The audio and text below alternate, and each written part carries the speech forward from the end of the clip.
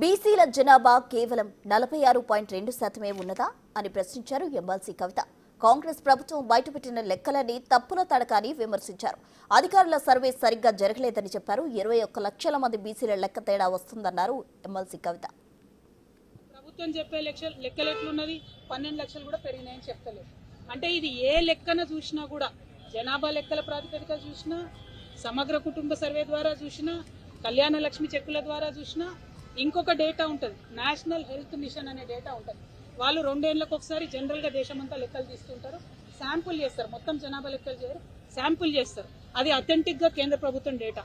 అందులో కూడా వాళ్ళు ఏం చెప్తారంటే 50 నుండి 52% బీసీలు ఉన్నారు తెలంగాణలో అని వాళ్ళు చెప్తుంటారు ప్రతి 2 ఏళ్ల కోసం. కానీ ఇవాళ ఈ ప్రభుత్వం ఏం చెప్తుంది, కేవలం 46.2% బీసీలు ఉన్నారని చెప్తున్నది.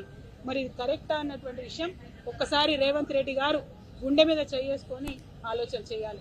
మీకు నిజంగానే బీసీల పట్ల చిత్తశుద్ధి ఉంటే మీరు చేసినటువంటి ఆ జనాభా లెక్కల డేటా ఏదైతే ఉన్నదో దాన్ని మీరు రివ్యూకి పెట్టండి.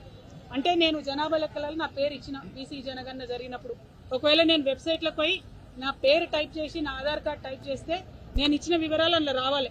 మీరు 3,50,00,000 మందిని చేరినామని చెప్తున్నారు. ఆ 3,50,00,000 పత్రాలు ప్రజల స్క్రూటినీకి అందుబాటులో పెట్టాలని చెప్పి నేను ప్రభుత్వాన్ని డిమాండ్ చేస్తా ఉన్నా. కానీ ఈ ప్రభుత్వం